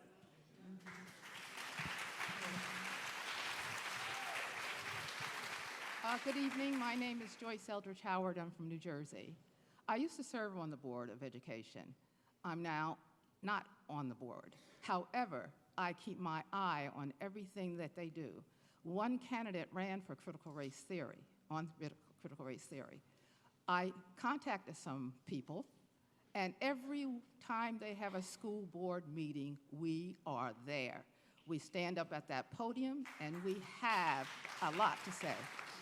And it has made a difference. The person who ran on critical race theory resigned. He didn't even last a month after. We have been, and we're, just what you said, someone said, we are, starting in September, we're going to come in a large group. And those who want to speak can, those who don't, but our presence will be there. I hope everyone will start doing that. All right. Stand up and be counted. Show up. Hi, Charlene Hunter-Gault.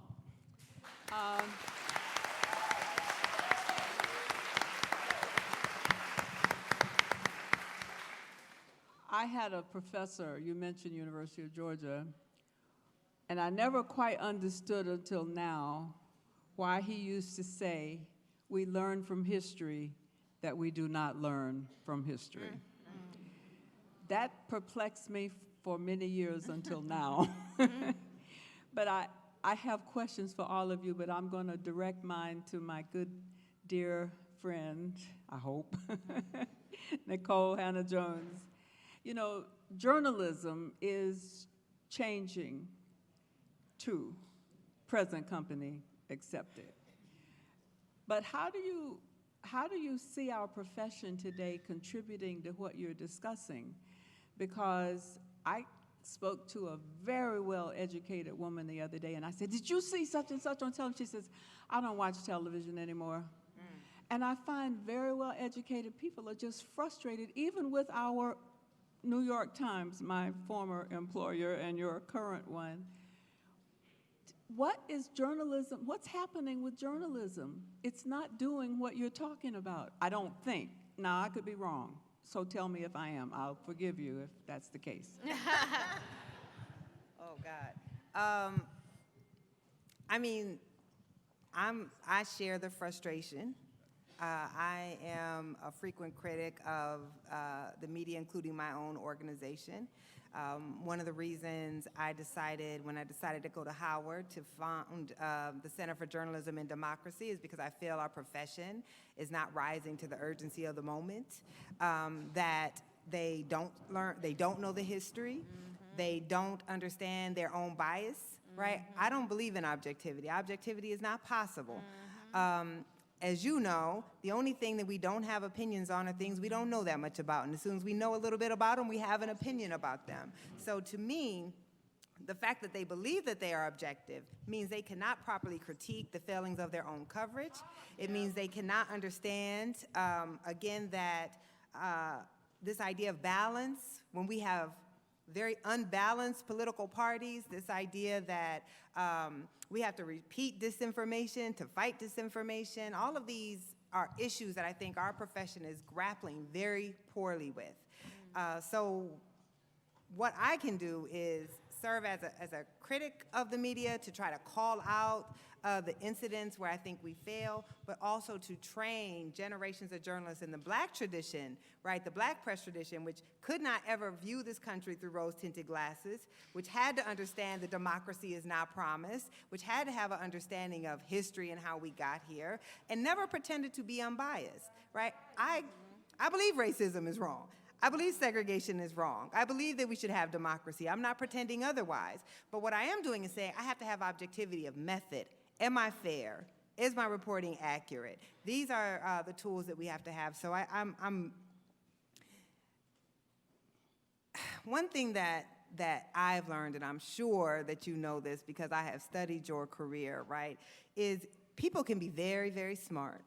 And they can get into these elite institutions without ever having to live in the actual United States, right? That the United States they have experienced is not the real country. And because they've never actually had to deal with our country as it is, but just an idealized version of a country where you are in the white majority that wields the power, they are unable then to cover the country that is. And so, I don't know how we change a profession that is really functioning in many ways as it always has.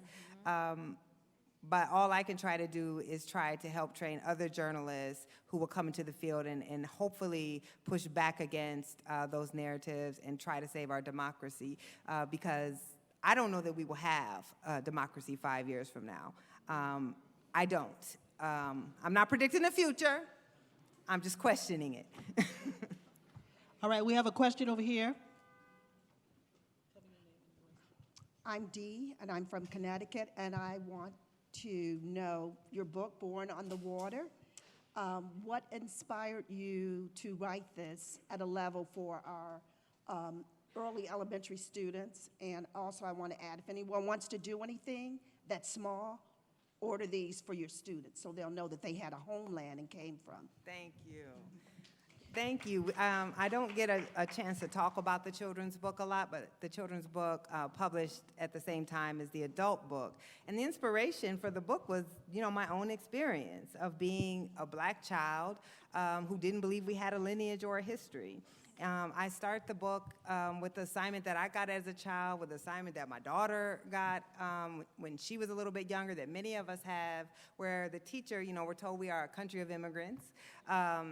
So the teacher said, draw the flag of your native country, of your people's country, and then you're the Black child and you don't have one, right? You have a continent. You don't have any idea what country your people might have come from. And this became particularly striking to me in New York, where my daughter goes to an all-Black school, but of course we have a very diverse Black population. I grew up in the Midwest. All Black people from the Midwest came from the South. But in New York, Black people are coming from the Caribbean, Black people are coming from the continent, and so even the other Black kids in my daughter's class could draw a flag for their country. They could draw the Trinidadian flag, they could draw the Jamaican flag, they could draw the Ghanaian flag.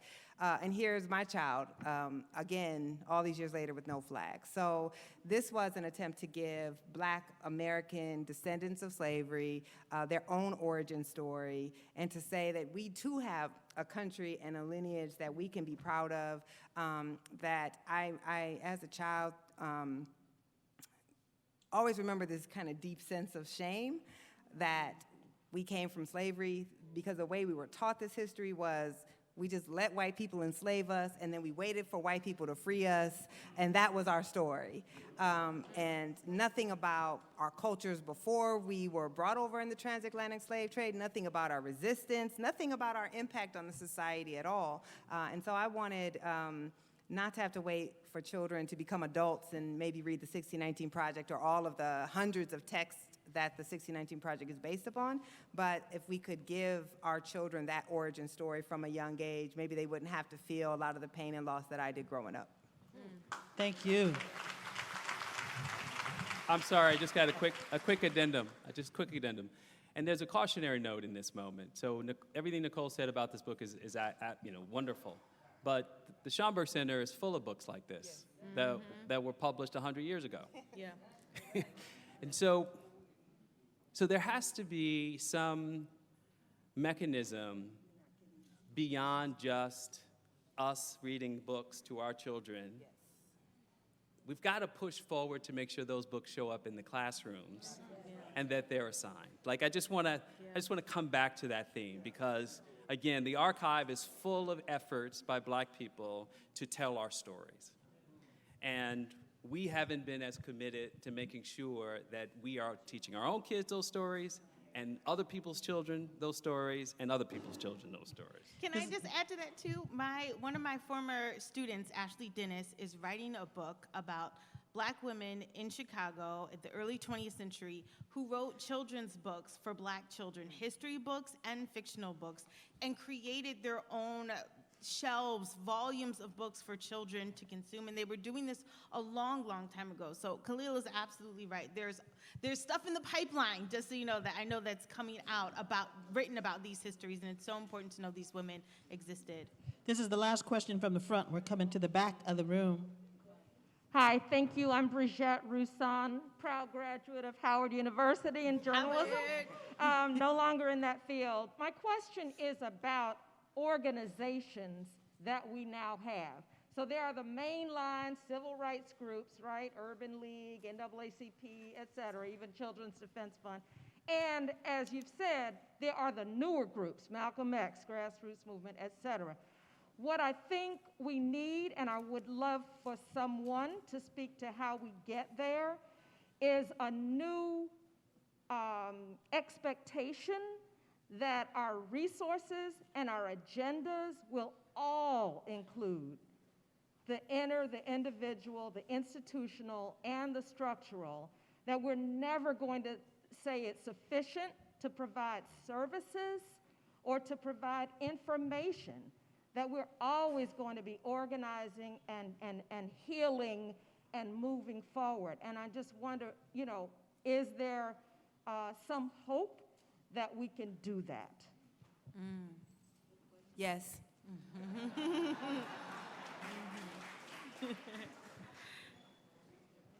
just say very quickly, there's always been heterogeneity in terms of strategy and representation in the Black community, and I don't see any reason to imagine that we'll get past that, nor should we. Okay. So that being said, I think that there's something we should remember in this moment that I think is important for this conversation, and that is all the millions of dollars, hundreds of millions of dollars that were distributed often by philanthropy or private sector companies in the wake of George Floyd on the basis of their racial equity promises. They were committed, we stand by you, the BLM signs, you name it. A lot of that money went to the mainline organizations, of which, of the many, LDF is probably, in my opinion, the most important because of its work litigating. That's not to say that organizing for the NAACP is not important, but the NAACP is more conservative, period. I can own it, right? I'm gonna own it. You don't have to agree with me. But today's NAACP is not on the front lines of wrestling with the twin evil of capitalism and structural racism. It just isn't. The National Urban League has its roots in social service, in direct service, and to coordinating the needs of local people across cities in this country. So the question that we should be asking ourselves as we work in companies and they're saying, hey, we're gonna give our money to this one or that one, do those organizations meet the broad spectrum of challenges that we face in this moment? If the answer is no, then you can take an active role in saying, I know of other organizations that are fighting this front, and I think that's the front that I want to align with through my influence in this organization. So that's the most polite way that I can say that we have to broaden our own influence where we are when someone is saying, hey, I want to make a gift to such and such and such and such. Because I can tell you, I've been in the conversation with these organizations, the mainline organizations, and they had a windfall, and good for them. For sure. But I'll stop there. That's real. That's real. Here we are in the back. Here we are in the back. Thank you. My name's Liz Clay-Roy, and I lead an organization called Generation Citizen, and we do democracy education for middle school and high school students in 8 states, including in Oklahoma. And my question for Nikole Hannah-Jones is about the twin attacks on public education and on democracy. We saw last week that the state of Oklahoma began a process to reduce the accreditation of the Tulsa School District based on their having begun DEI trainings for teachers, which goes against HB 1775, the most recent anti-CRT bills in Oklahoma. And I'm curious about the risks. This was a single teacher who stood up and said that this had happened and that began that process. I wonder the risks that puts for urban school districts in all of the states that are really trying to create an opportunity for racially affirming, culturally responsive teaching, seeing their entire districts lose funding and lose support. And I'm interested in your perspective on it. Thank you for that question. And of course, these two things, right, are aligned.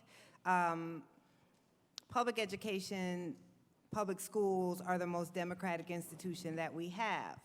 Now, most of my career, I have critiqued their failings, but they are the most democratic institution that we have. 9 out of 10 American children attend the public schools. There are very few spaces left where we actually interact in a public space across class, across race, and that has that level of participation by the public.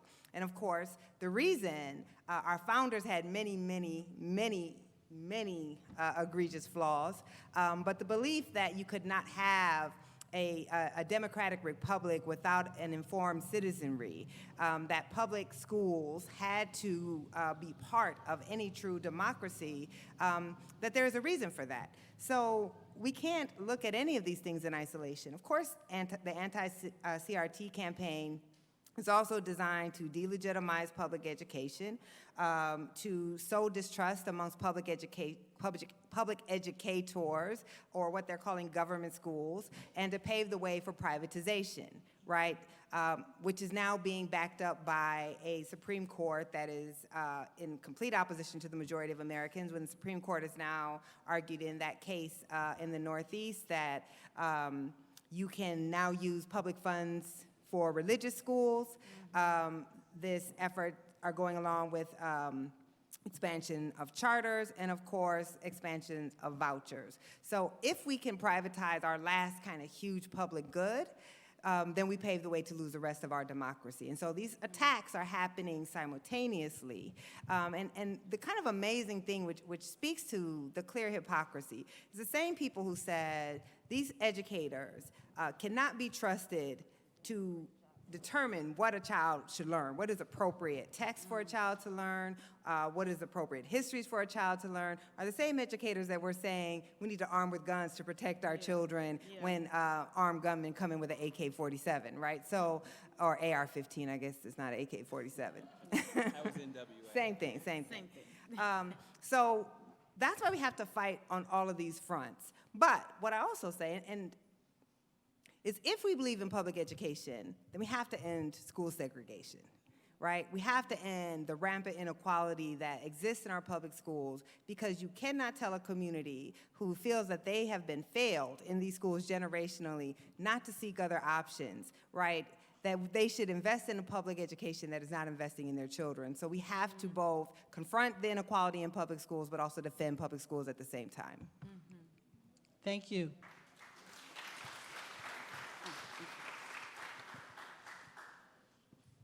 Hello, thank you so much for being here today. My name is Nydia Simone. I just want to say I don't expect y'all to have all the answers. Like, I'm a leader in my own community. I'm doing my thing, so I'm not looking for a savior. So the Black community usually covets the Jewish community, the Asian community, saying we don't have blah, blah, blah, blah, blah. My question is, how do we get the Black community to be organized and to be strategic across all fronts? I'm talking about Black trans, the disabled, the seniors, the teens, everybody, the rich, the poor. How do we get the Black bougie to actually care about the Black poor? You know, how do we do that? How do we organize all of us? So that we're all marching in lockstep. So I'm just, I'm going to press back a little bit on the framing of the question. So one, I never use the word Black community because there isn't a Black community, right? There are Black communities, and that's okay. So we tend to look at our community as if we have to be the superhuman community that is all right in all ways, and then to compare ourselves against other groups as if there's an Asian community that is hyper-organized and a Jewish community that is hyper-organized, and that they are marching in lockstep, and they are not either, right? And in fact, if you look at who has been the most effective organizers for change, it's been Black Americans. Every other marginalized group of people who has their rights has built on Black resistance and the Black expansion of rights. So we have to stop, even in well-meaning ways, pathologizing Black people, right? We are extremely organized, and we are organized across different ways. I can't fight every front. I've been thinking a lot about Timothy Snyder, the historian that I've been reading a lot because he writes about how you lose democracies and fascism. And he says we all have to pick that again, the opposition succeeds in chaos. And if you feel like there's so many battles that you have to fight, then you can't focus on any one thing. It means you can't do anything. So we all have to pick our institutions and defend them. So am I supportive of trans rights? Absolutely. Is that the area that I'm putting all of my resources into? No. I have other areas that I'm trying to defend while also supporting black people's rights to be free however they want to be free everywhere. So when I think about Black progress, so I'm going to contradict myself, which is okay. Right. I mean, or just, you know, life is complicated. Yeah. And two opposing things can be true at the same time. So on the one hand, we are at the bottom as a race of people of every indicator of well-being. The only people who have it worse than us are the only other people who didn't choose to be part of America, which are indigenous people, right? So Black and indigenous people are at the bottom of every indicator of well-being. And yet, we have made astounding progress at the same time. And we focus a lot on, and this is where I'm going to contradict myself, because all my work is focusing on the struggle, right, of the equality we don't have and the terrible conditions that we have to live in. But one generation out of legal apartheid One, we are a single generation out of legal apartheid. My father was born in 1945 in apartheid, Mississippi. Black people had zero legal rights that they could exercise in apartheid, Mississippi in 1945. We have made a tremendous amount of progress considering we are one generation. And so we compare ourselves to immigrant groups, right? We're like an immigrant group. If you consider, right, that we basically had to start from scratch, starting in 1968 when we finally just got the same legal rights as every other group who came before us, automatically received when they came into the United States. That's a lot of progress, and so we should also mark that. We can't expect unity. There's never been unity. We can't expect a unity of support for all marginalized people within our own race and then all marginalized people in general, but not that we're all going to work in lockstep and have one giant organization that can work on everything. And then this is the last thing I'm going to say, which might make some people upset, but I don't really care. I do think the most successful tool that has been wielded against Black liberation comes after the civil rights movement, when some of us, probably most of us in this room, get led into white institutions, right? And so the very people who would normally be in our communities agitating for change no longer live in our communities. We don't send our kids to the schools with most of the masses of our low-income Black children. We don't work in Black institutions. And in fact, what we're told, if you grow up in a working class community like I am, the first thing that you're told when anybody sees potential in you, right, is get your education and get out of here. Get out of here. And we take that message very seriously, and this is why you have, I'm not going to point to the brother in the back, but who says, well, nobody's working on these things. You wouldn't know it if they were, right? Because we're not living in those communities. We're not interacting in those communities. We're not seeing the struggle and what people are working on every day. So the biggest thing to me, if we want to uplift our people, is we need to come back to our own communities, live in our own communities, send our kids to schools with our own children, and stop allowing that fake separation where we start to think, anybody can make it because I made it, right? We're not special. We're not better than all the people in the hood who didn't make it. So instead of worrying about kind of these larger issues that we cannot fundamentally change a racist society, but we can certainly change our own communities, and we need to stop leaving our own communities behind. Thank you. Thank you. Can we hold it? Oh, sure. Hello, my name is Ben Tuman. I am one of the 2 young white people in the audience today. Let's give him a round of applause. Yeah, never mind, I take my card back. Thank you. The rest are in Chilmark.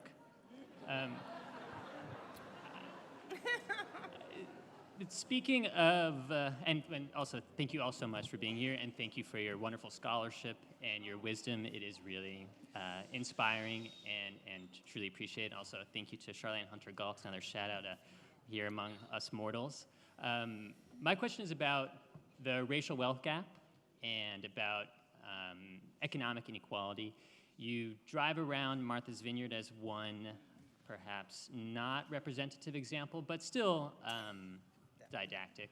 You drive around seeing signs in very nice areas saying things like, end racism now, only you and I can end racism. And at the same time, it seems to me that there must be some more, if only it were true that only you and I could end racism, that would be wonderful. My question is really about reparations and how you end your book, Nikole. And that it does seem to be one solution, one significant step toward the change, the institutional change that you think is necessary. And I wonder if each of you might be able to briefly talk about the centrality of a program of reparations towards seeing the types of change you believe or don't believe are possible. Thank you. So I can tell you that it's absolutely essential. There's no way around it. The interesting thing about reparations, it is both an end and a process. And that's an important ingredient because we get caught up on how much, right? And what's the mechanism of distribution and what's the eligibility. which has been an animating topic within the Black community or amongst Black folks in various communities. So I want to leave that to my colleagues to take on. I want to emphasize the process, because what you see in other parts of the world is that the redistribution of resources or money is the easy part.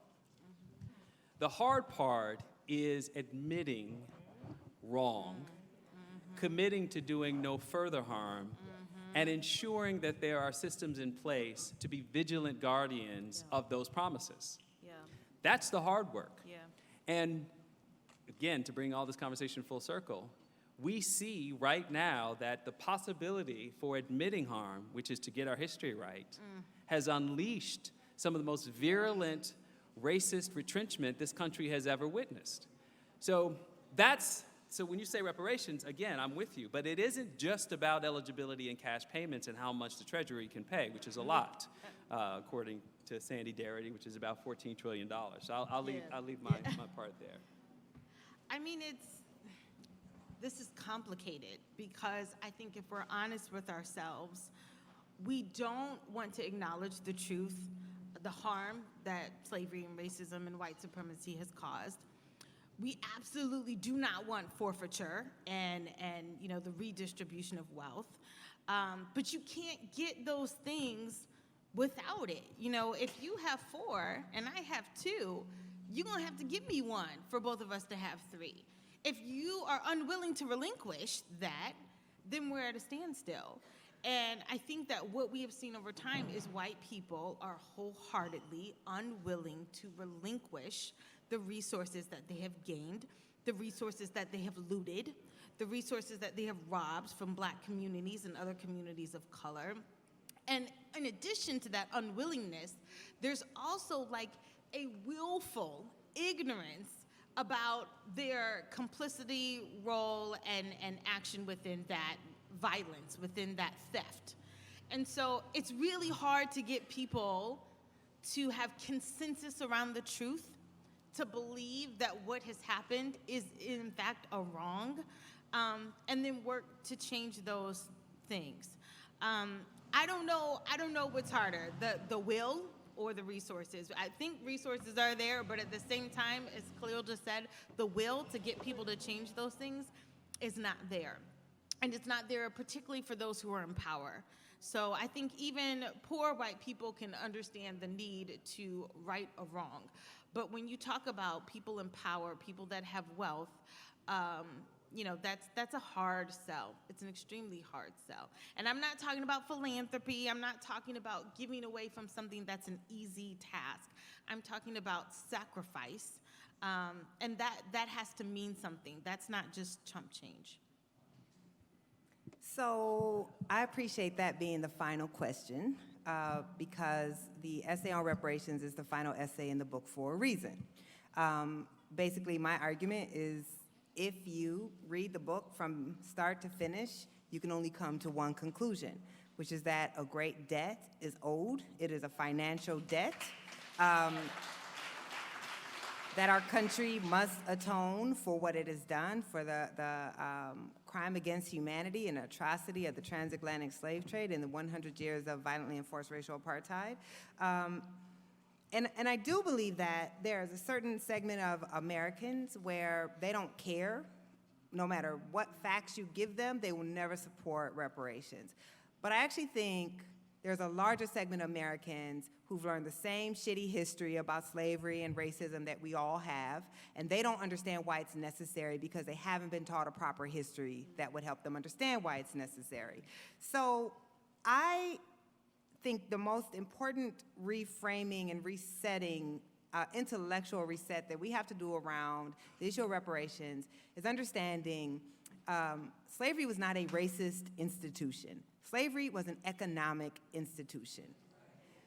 Racial apartheid, which we benignly call Jim Crow, was an economic institution. It was to exploit the labor of Black people, extract wealth from their bodies, and then redistribute that wealth to white people and white institutions. If you think of slavery as a racist institution, then you think that all that was required was the civil rights legislation of the 1960s, which give us all legal equality, and then there's nothing left to do. We all have legal equality. We have banished racism, at least legally. If you understand slavery as an economic institution and Jim Crow as an economic institution, then you know 1968 was just actually reinforcing the rights we had already won after the Civil War with the 13th, 14th, and 15th Amendments, but that it actually didn't repair the harm. And that's why Dr. King famously said, what good, this is after he leads the civil rights movement that allows black people to finally achieve equality by law. He says, what good does it do me to have a right to go in the restaurant if I can't afford the hamburger? And that is a circumstance that black people have been in since the end of the civil rights movement. So the racial wealth gap is the same as it was in 1968. So all the legal rights we have earned, we have not been able to close the racial wealth gap one bit. So if we understand this as a system of economic exploitation, then you know the only way you can atone is to repair the breach of that wealth, the forced wealth poverty that black Americans have. And I know we have to close, but I think this is important. Reparations is not white people writing checks to black people, though if you want to write me a check, feel free. The federal government pays reparations, and we need to be clear on that. This is a debt. The federal government condoned slavery, it codified slavery, it allowed slavery, it collected taxes off of cotton and other goods that enslaved people were producing. It collected taxes off the bodies of enslaved people. The 3/5 compromise was about not just representation, but how would you tax the bodies of people who were held in slavery? So if we understand that this is not about white people paying black people, that this is about our government, which has existed since whatever your historic marker you want to be, the signing of the Constitution, you know, whatever, that is the debt that is owed. And it's not taking away anything from anyone. We have a lot of wealth in this country. We are the most unequal society in the history of the world. And what we learned in the pandemic was overnight we can print money if we want to, right?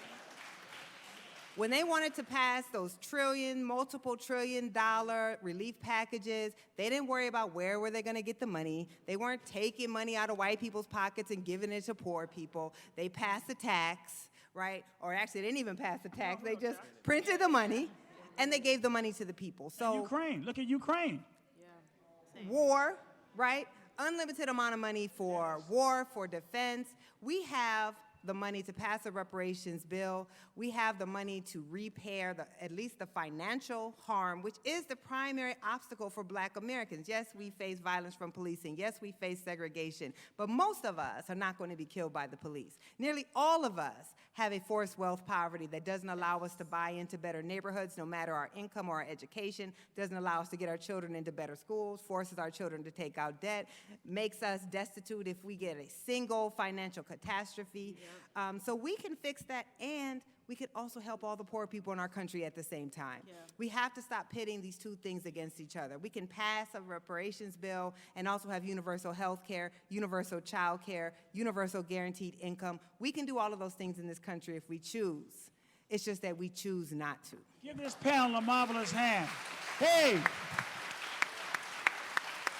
Before you leave, a couple reminders. We recognize our pioneer in education, Kellie Carter-Jackson, but I also want to recognize one in industry. Tom Burrell started advertising in Chicago in 1971. Tom, please stand up. Please stand up. Tom Burrell, give him a hand. Education industry. Two reminders. Next Wednesday, voting rights panel featuring Congresswoman Ayanna Pressley.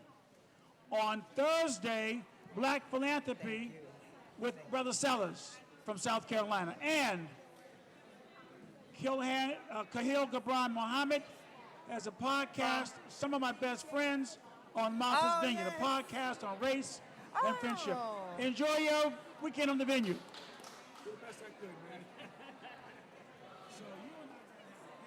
Okay, please tell her I said hello as well.